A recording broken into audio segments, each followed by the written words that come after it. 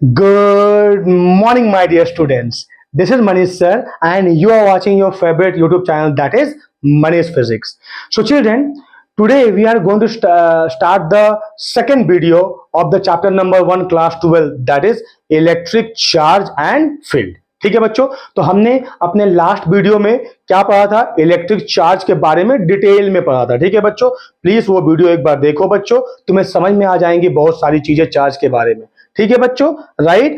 आओ पढ़ते हैं हम इस सेकेंड वीडियो में कूलम्स लॉ. ठीक है बच्चों, तो बच्चों मैं क्या कहता हूं? मैं हमेशा अपने वीडियो में एक पंच लाइन कहता हूं. क्या कहता हूं बच्चों? Build it right and build it once. ये सुनो बच्चों, तो बच्चों अगर तुमने एक बार सही तरीके से पढ़ लिया ना, तो लंबे समय तक तुमको ये याद रहने वाला है. ठीक है, तो आओ पढ़ते हैं बच्चों. क्या बच्चों? लिखो कूलम्स लॉ. टॉपिक का नाम दो Coulomb's law of electric force. ठीक है बच्चों, क्या पढ़ेंगे? Coulomb's law of electric force. बच्चों ये बहुत ज्यादा इंपॉर्टेंट है. ठीक है बच्चों, ये बेस है ना, ये बेसिक लॉ है जहां तुमको बहुत चीजें जानने के बारे में, चार्ज के बारे में, कि फोर्स रिपल्सिव या अट्रैक्टिव कैसे लगता है, what is the magnitude, how can I find the direction, everything तुमको यहां पता चलेगा. ठीक है बच्चों, अब जरा ध्यान देके सुनो बच्चों. हाँ, क्या कहते हैं कूलम्स लॉ? पहले मैं समझा दूं, उसके बाद लिखा दूंगा बच्चों, या पहले लिख लो क्या है कूलम्स लॉ, है ना. तो लिखो बच्चों कूलम्स लॉ क्या है ना. Coulomb's law states that the electrostatic force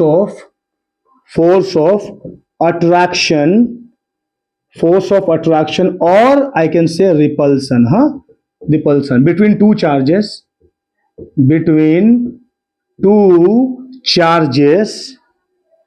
okay children, the electrostatic force of attraction or repulsion between two charges is, be it one, directly proportional to the, children write down, directly proportional to the product of charges. Okay, product of charges. Don't worry, I will explain it beautifully. Don't worry children. Directly proportional to the product of charges. Inversely proportional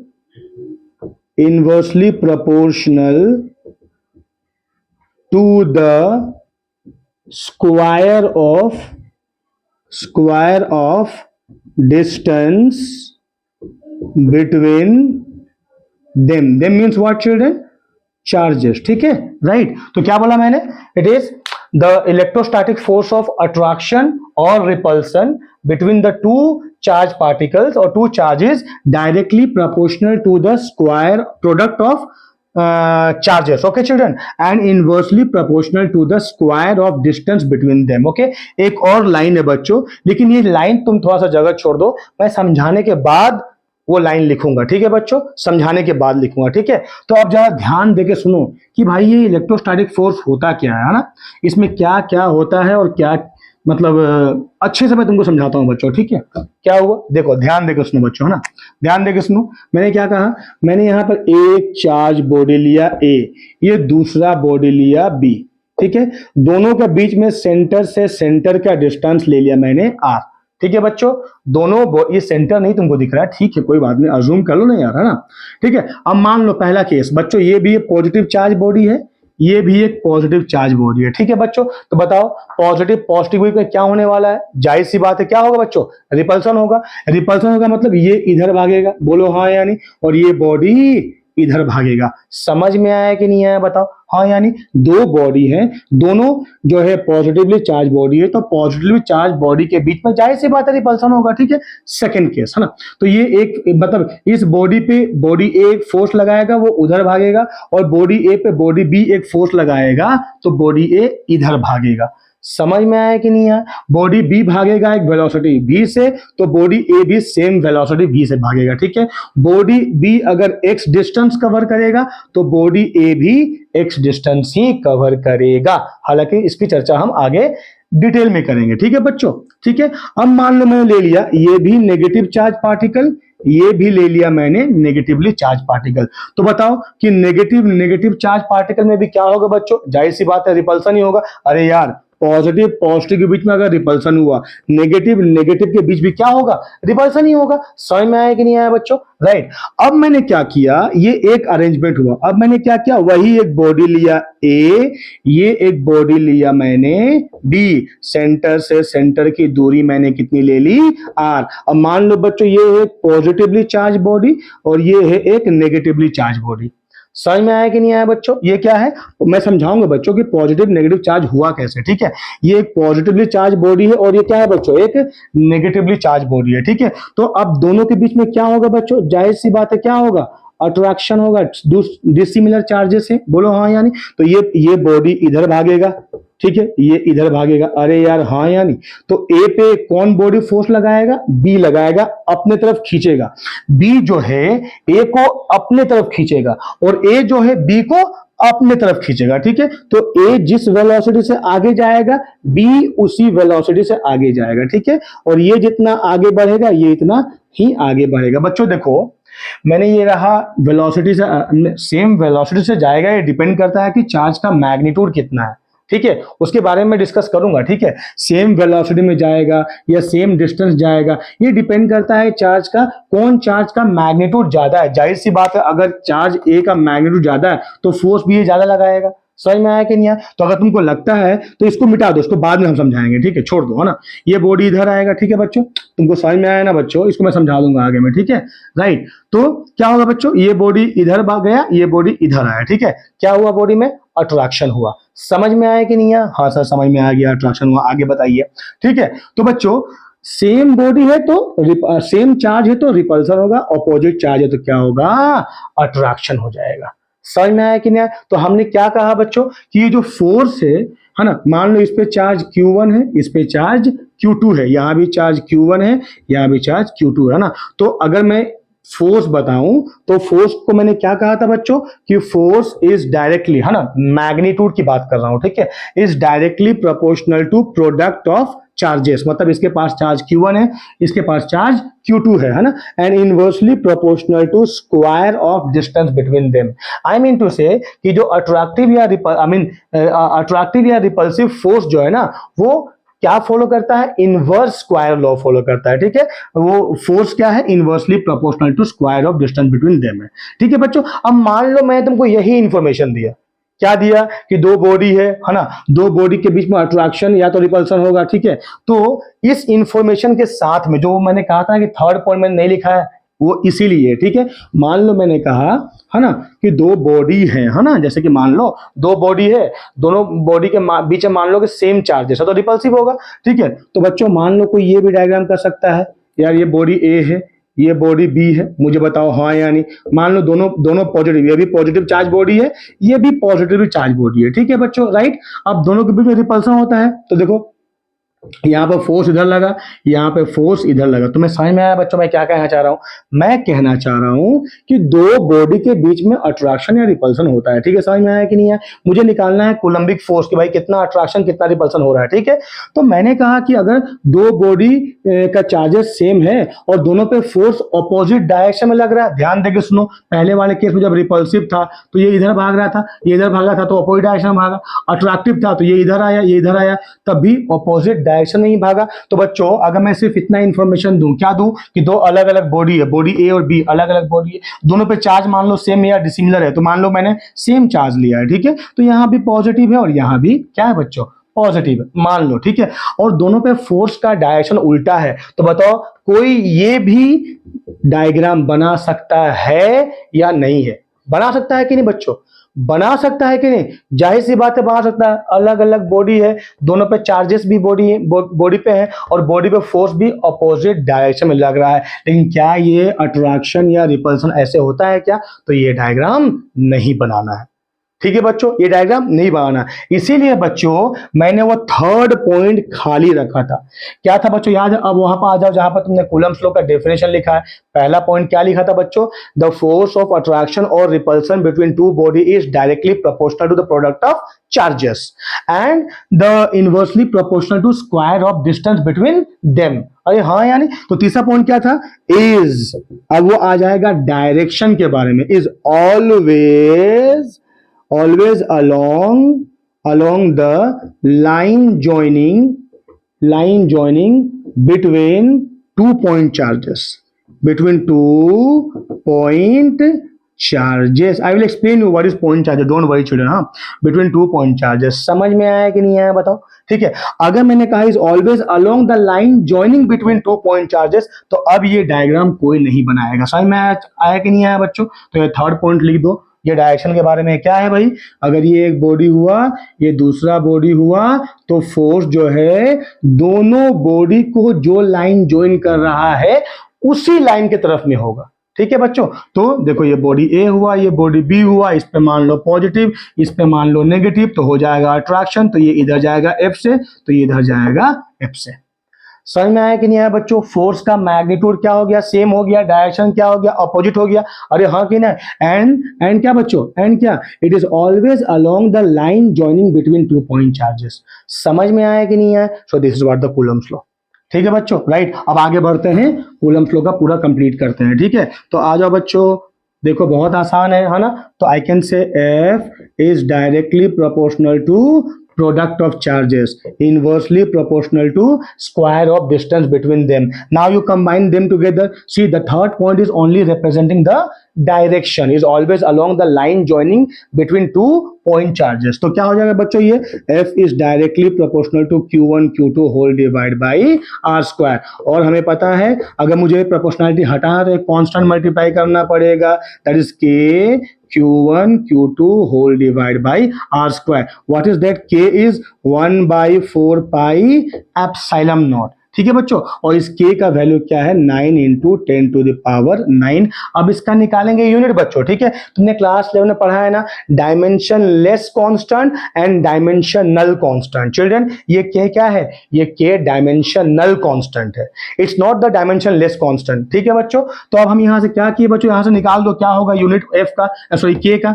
क्या होगा बच्चों? तो k क्या हो जाएगा? f × r square whole divide by Q1 × Q2। बोलो हाँ यानी। तो f क्या है बच्चों? That is Newton. r क्या है? मीटर, तो मीटर का स्क्वायर बाई कूलम का स्क्वायर। बोलो हाँ यानी। तो क्या आ जाएगा ये? k = 1/4 pi epsilon not, that is equal to 9 × 10⁹ newton metre square per coulomb square.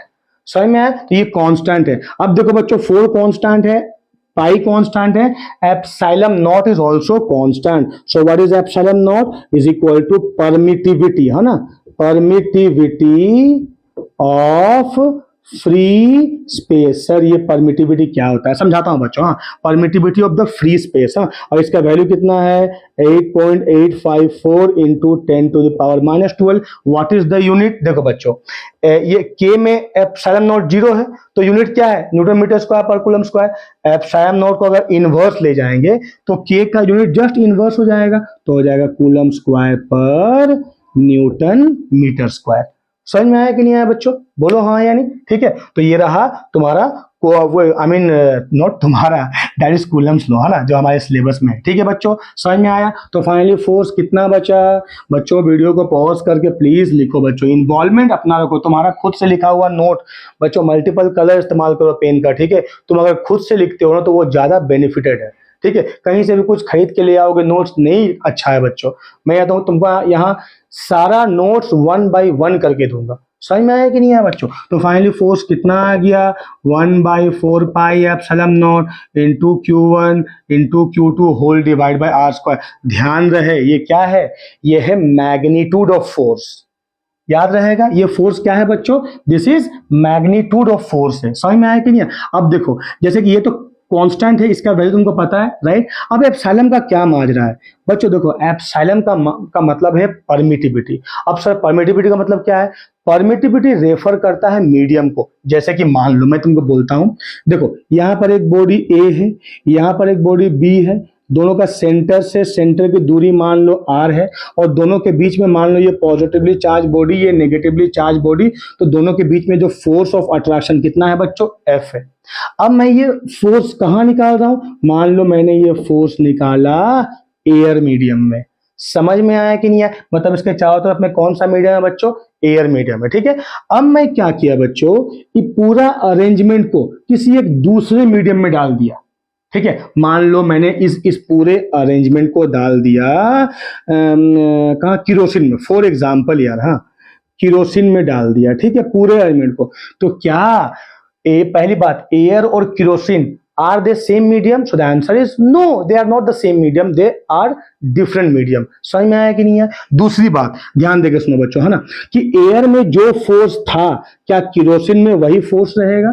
Force घटेगा या बढ़ेगा? ठीक है बच्चों, तो ये एप्सिलॉन है ना, ये इसी के लिए रिस्पॉन्सिबल है। ठीक है, तो बेसिकली होता है एप्सिलॉन है ना, epsilon is equal to epsilon not into epsilon r. ये जो एप्सिलॉन आर है बच्चों, इसको कहते हैं रिलेटिव परमिटिविटी। ठीक है, राइट बच्चों, और एयर के लिए नियरली इक्वल टू 1 होता है, तो एप्सिलॉन क्या हो जाएगा बच्चों? एप्सिलॉन नॉट हो जाएगा।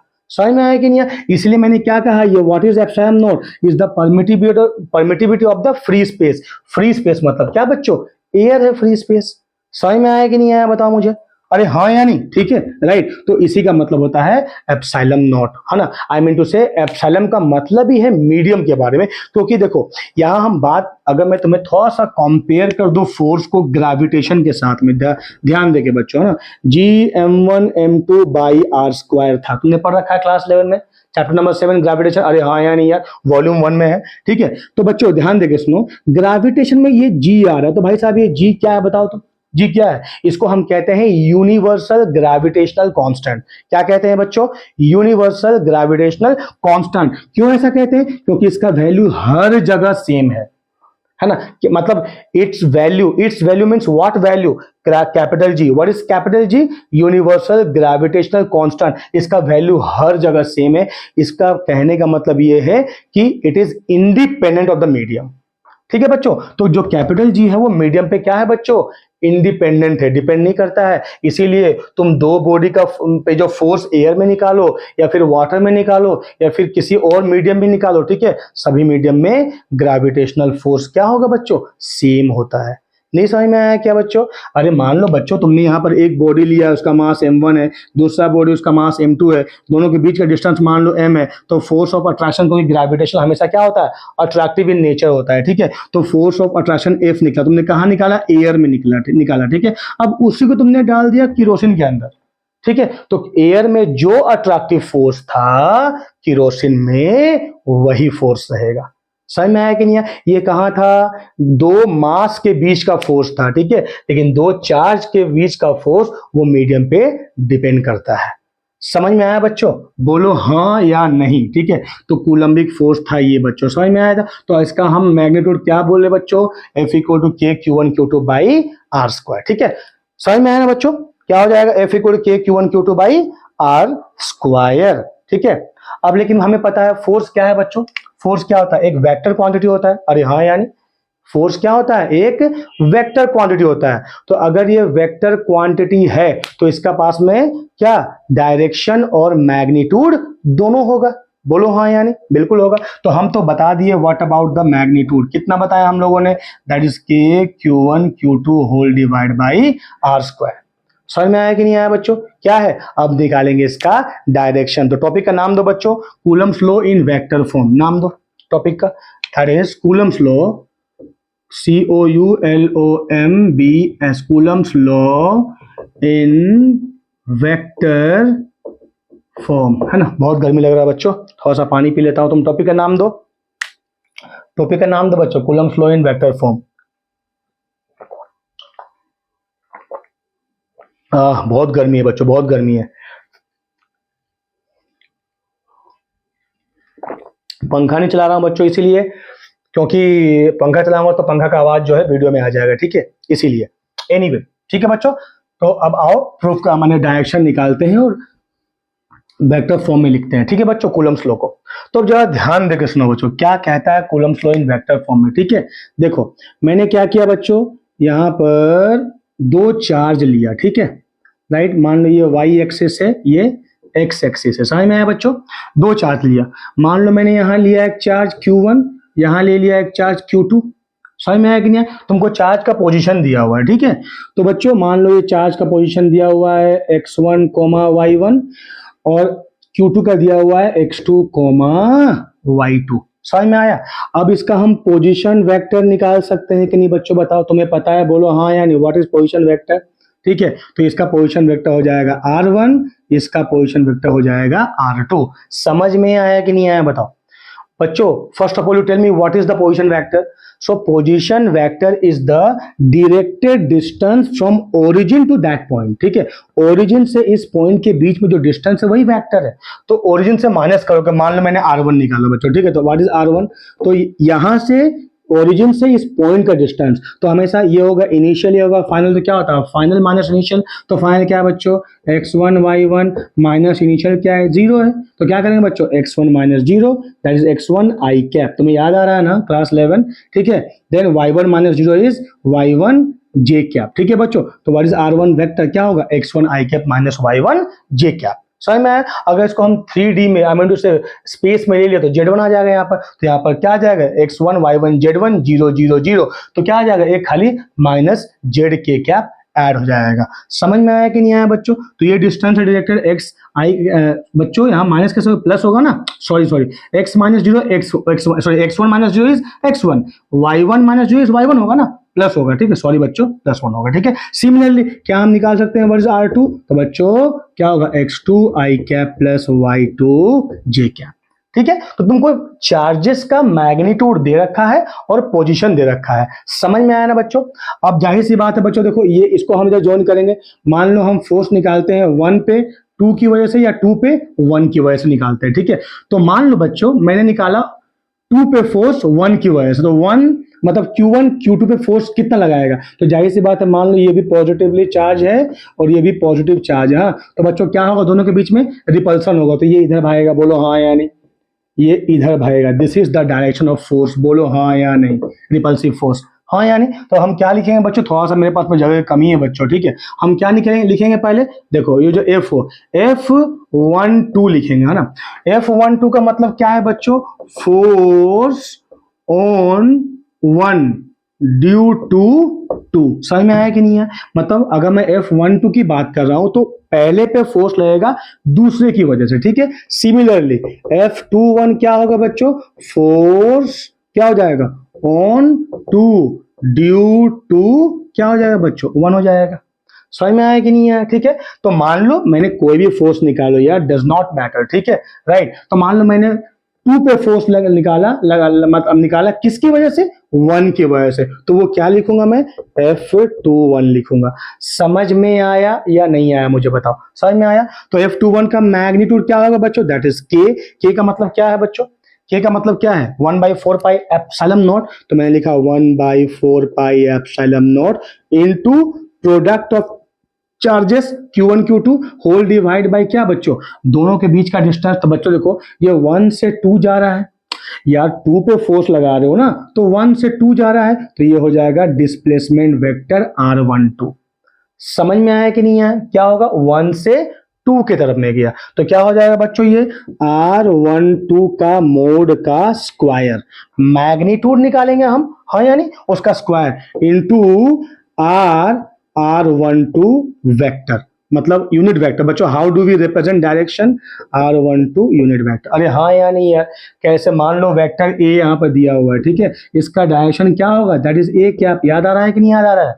हाँ, यही दिक्कत होगा अगर तुम्हें क्लास 11 के मतलब स्केलर वेक्टर को अच्छे से नहीं पढ़े हो तो। ठीक है बच्चों, तो ये आ गया क्या बच्चों? फोर्स, है ना। अब देखो ये 1/4 pi epsilon not Q1 Q2 by R12 का होल स्क्वायर का मैग्नीट्यूड का स्क्वायर, ये क्या है? इसका मैग्नीट्यूड है। और R12 यूनिट कैप क्या है? इसका वेक्टर है, मतलब जो इसका डायरेक्शन है। ठीक है बच्चों, अब हम फर्दर यहां आते, जरा ध्यान देके सुनो। तो क्या होगा बच्चों? F21 क्या होगा? देखो that is 1/4 pi epsilon not into क्या बच्चों? That is Q1 Q2 whole divide by R12 vector का मैग्नीट्यूड का स्क्वायर। बच्चों व्हाट इज ए कैप? बच्चों अगर वेक्टर ए दिया है तो एक ए वेक्टर क्या होता है? Vector by its magnitude. याद आ रहा है बच्चों तुमको? अरे यार, unit vector is equal to vector by its magnitude. तो what is the vector? That is R12 is vector and what is magnitude? R12 का मोड हो जाएगा मैग्नीट्यूड। समझ में आया बच्चों? ये हो गया ना बच्चों? हाँ मेरे पास जगह नहीं है बच्चों। हाँ ये हो गया तो मैं इसको मिटा दे रहा हूँ, ठीक है, इसको मिटा, डायग्राम नहीं मिटा सकता हूँ बच्चों, क्योंकि डायग्राम में तुमको समझाना है मुझे और, ठीक है, राइट। तो ध्यान देकर सुनो, अब मैं इसको दोबारा यहाँ लिख रहा हूँ, ठीक है। तो F21 क्या हो जाएगा, दैट इज क्या हो जाएगा 1/4 pi epsilon not into Q1 Q2 whole divide by R12 mod का Q हो जाएगा। अरे यार यहाँ पर R12 मोड का स्क्वायर है, ये यहाँ मल्टीप्लाई हो जाएगा, तो बचेगा कितना यहाँ बच्चों, R12 वेक्टर। समझ में आया कि नहीं आया। अब फर्दर इसको ब्रेक करेंगे तो F21 क्या हो जाएगा, that is 1/4 pi epsilon not into Q1 Q2 whole divide by, बच्चों देखो R12 कैसे निकालेंगे, R12 ये वेक्टर कैसे निकालेंगे बच्चों, फाइनल माइनस इनिशियल। तो फाइनल क्या है बच्चों, R2 है, इनिशियल क्या है, R1 है, और R1 R2 हम यहाँ निकाल चुके हैं, माइनस कर दोगे, अरे हाँ या नहीं, तो यहाँ पुट कर दो, तो क्या हो जाएगा बच्चों, R2 माइनस R1 वेक्टर का cube into R2 minus R1 vector, ये हो जाएगा फोर्स। समझ में आया या नहीं आया। अब जरा ध्यान देकर सुनो बच्चों, 1/4 पाई एप्सिलॉन नॉट क्या होगा बच्चों, कांस्टेंट होगा। Q1 Q2 क्या है बच्चों, कांस्टेंट है। R2 माइनस R1 का मोड का Q क्या है, कांस्टेंट है। तो ये पूरा हो जाएगा मैग्नीट्यूड, बट ये क्या है, difference between two vector, R2 is a vector, R1 is a vector, तो दो वेक्टर के बीच का difference is also a vector, so force is a vector quantity.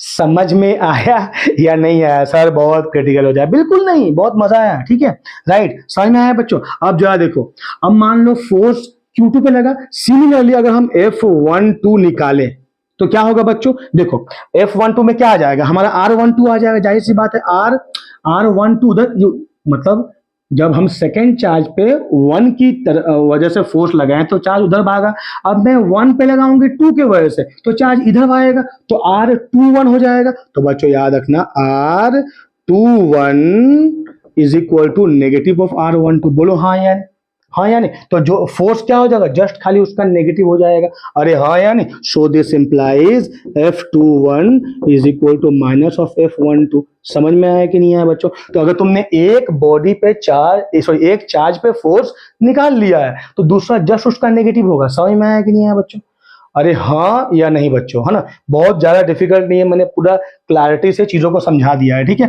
अब देखो तुमको यहाँ पर R21 निकालना है, तो which is R2 minus R1 हो जाएगा, निकाल लोगे, ठीक है। अब तुमको R2 क्या है, position vector of Q2, R1 क्या है, पोजीशन वेक्टर ऑफ Q1, तुमको x1 y1 x2 y2 q1 q2 दिया रहेगा यहाँ पर, ठीक है। पोजीशन वेक्टर निकाल लो, R1 R2 निकाल लो, किसी भी फोर्स निकाल लो, वहां पर डायरेक्टली अप्लाई कर दोगे फॉर्मूला। समझ में आया या नहीं आया बच्चों, ठीक है। तो ये है वेक्टर फॉर्म ऑफ क्या, कूलम्स लॉ, ठीक है बच्चों, राइट। तो बच्चों ये था कूलम्स लॉ। प्लीज वीडियो को पॉज करके बच्चों ध्यान दे करके, है ना, ध्यान दे करके चीजों को खुद लिखो बच्चों। तुम्हारा लिखा हुआ हैंड रिटन नोट यकीन मानो वो खरीदे हुए नोट से लाख गुना बेहतर है, लाख गुना बेहतर है बच्चों, मैं बोल रहा हूं तुम्हारा नोट्स है। समझ में आया कि नहीं आया बच्चों। अब लिखो वेरी वेरी इंपॉर्टेंट, लिखो इंपॉर्टेंस ऑफ कूलम्स लॉ बच्चों, ये पॉइंट वेरी इंपॉर्टेंट है, इंपॉर्टेंस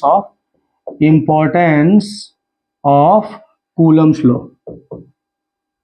कूलम्स लॉ, ठीक है। क्या क्या इंपॉर्टेंट है, पहली बात बच्चों देखो, it is an action reaction pair. हाँ बच्चों लिखो, कूलम मतलब मैं बात कर रहा हूं कूलम्स लॉ, हाँ, it is an action reaction pair, ठीक है बच्चों। एक्शन रिएक्शन पेयर होने के लिए क्या जरूरत है बच्चों, क्या कंडीशन होना चाहिए, पहला है ना, क्या, बॉडी मस्ट बी डिफरेंट, ठीक है बच्चों, बॉडी क्या होना चाहिए, मस्ट बी डिफरेंट। समझ में आया कि नहीं आया।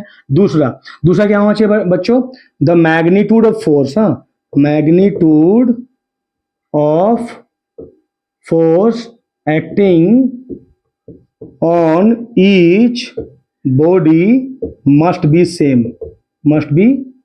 same, ठीक है, राइट। थर्ड क्या होगा, द डायरेक्शन ऑफ फोर्स, हाँ, direction of force must be opposite, not different, opposite. समझ में आया कि नहीं आया बच्चों, है ना। और चौथा, nature of force must be same. देखो बच्चों बहुत गर्मी है यार बाबा, नेचर ऑफ फोर्स, ठीक है।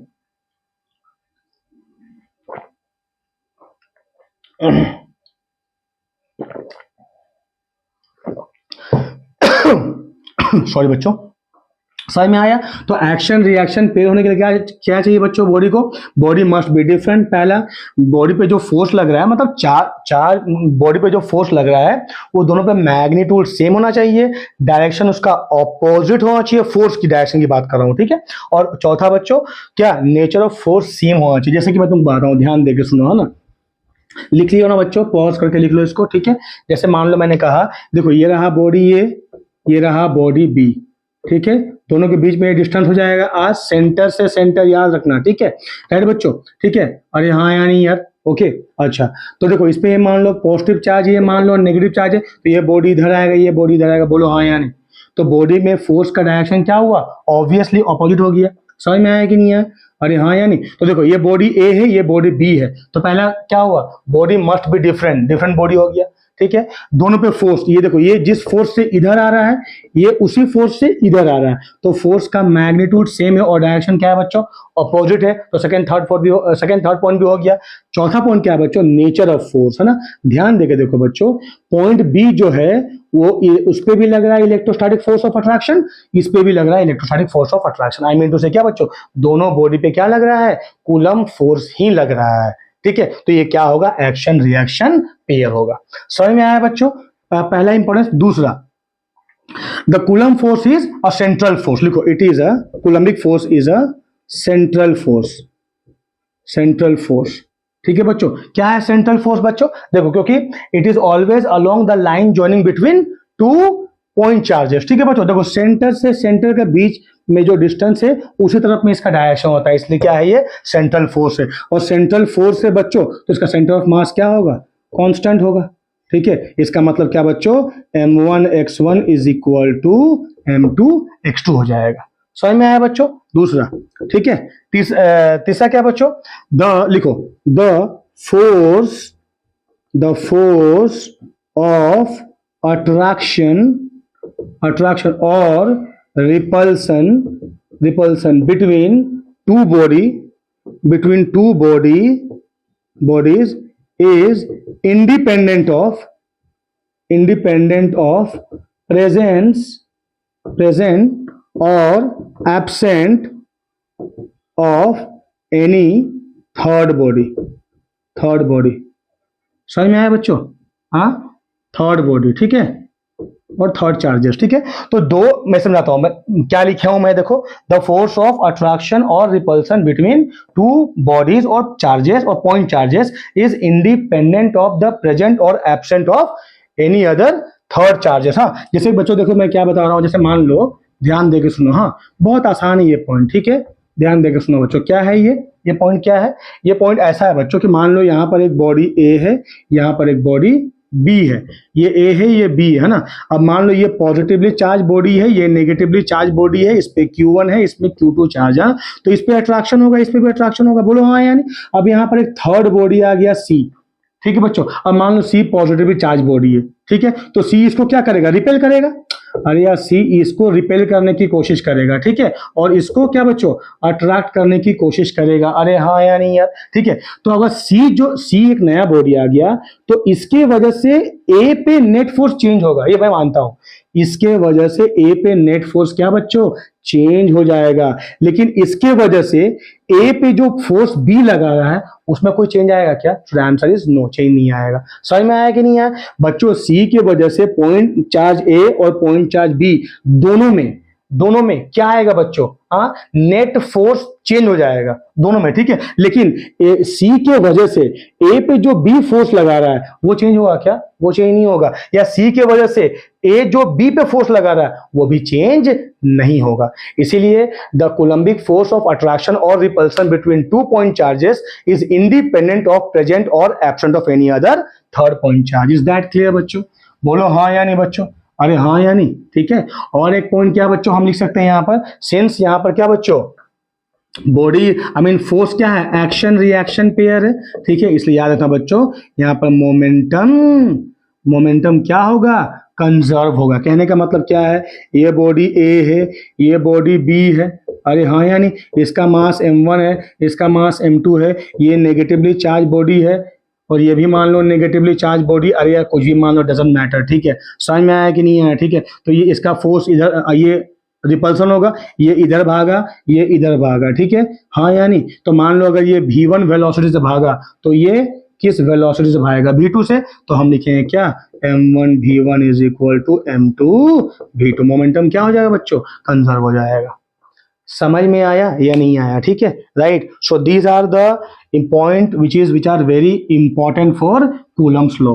इज दैट क्लियर, और I can say importance of Coulomb's law, ठीक है बच्चों। नेक्स्ट राइट बच्चों, है ना, लिमिटेशंस ऑफ कूलम्स लॉ, है ना, लिखो लिमिटेशंस ऑफ कूलम्स लॉ, ठीक है, लिमिटेशंस ऑफ कूलम्स लॉ, क्या लिमिटेशन से कूलम्स लॉ का, ठीक है बच्चों। तो बच्चों देखो, पहले बात तो क्या है, ये चीज मुझे तुमको बताना पड़ेगा बच्चों। ये जो कूलम्बिक फोर्स है, ये मुझे स्टार्टिंग में बताना चाहिए, कोई बात नहीं। ये है देखो बच्चों, इलेक्ट्रो, नाम आएगा इलेक्ट्रोस्टैटिक, ठीक है बच्चों, क्या आएगा, इलेक्ट्रोस्टैटिक। बच्चों इलेक्ट्रो का मतलब होता है चार्ज, स्टैटिक का मतलब क्या होता है, रेस्ट, याद रखना बच्चों ये, ठीक है। इलेक्ट्रोस्टैटिक फोर्स ऑफ अट्रैक्शन कहते हैं। इलेक्ट्रो का मतलब होता है चार्ज और स्टैटिक का मतलब होता है रेस्ट। मतलब ये फोर्स तभी आएगा जब चार्ज क्या चीज में रहेगा बच्चों, रेस्ट में रहेगा। समझ में आया कि नहीं आया, ये फोर्स कब आएगा, जब चार्ज क्या चीज में रहेगा, रेस्ट में रहेगा, तभी ये फोर्स कम्स इनटू प्ले, ठीक है। तो पहली बात क्या है कि ये फोर्स लिमिटेशन, पहला लिमिटेशन क्या हुआ कि ये force it acts only when the charge is at rest, ठीक है बच्चों। और इसका रेंज है बच्चों, हाँ रेंज कितना है इसका, एक मिनट बच्चों, इसका रेंज है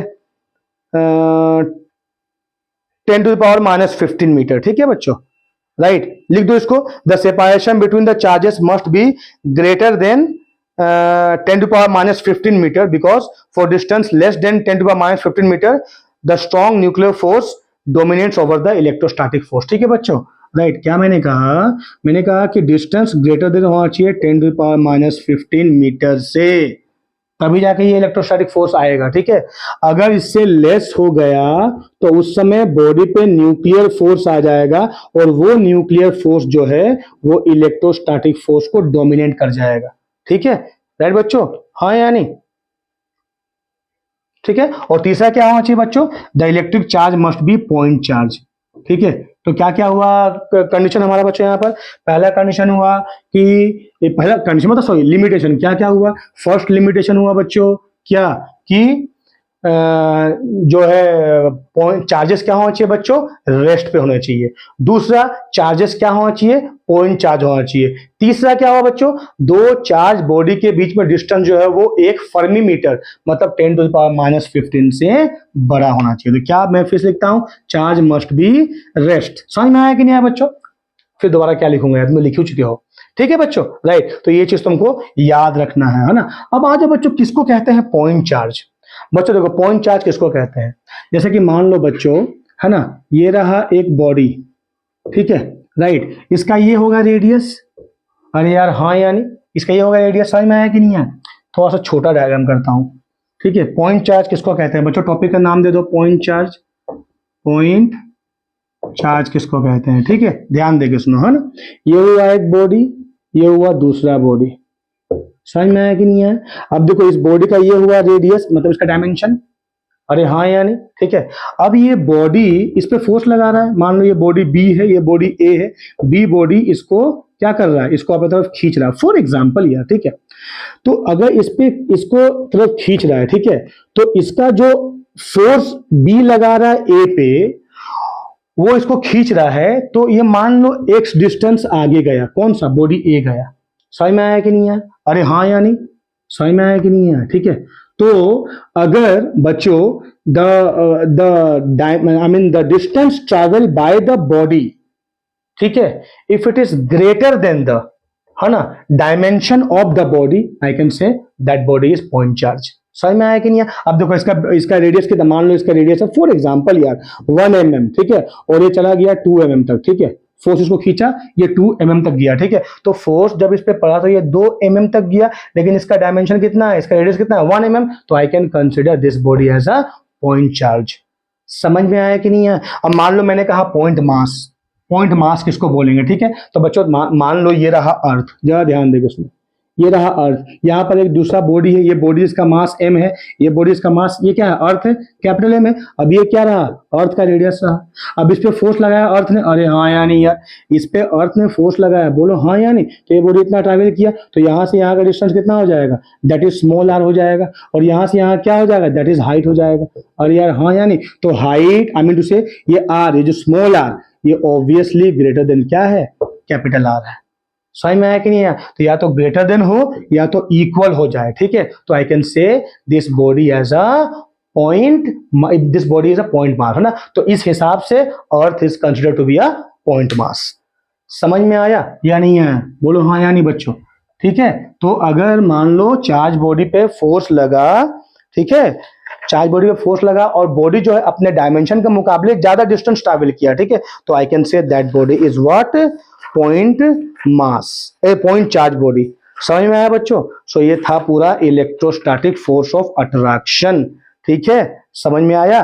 तो कुछ न्यूमेरिकल करते हैं, उसके बाद फिर जाके हम डाइलेक्ट्रिक कांस्टेंट के बारे में थोड़ा सा और चर्चा करेंगे, ठीक है बच्चों।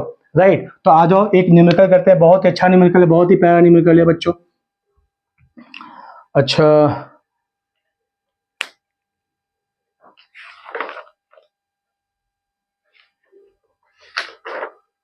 अच्छा पहले पढ़ लेते हैं डाइलेक्ट्रिक कांस्टेंट, फिर करेंगे, ठीक है बच्चों।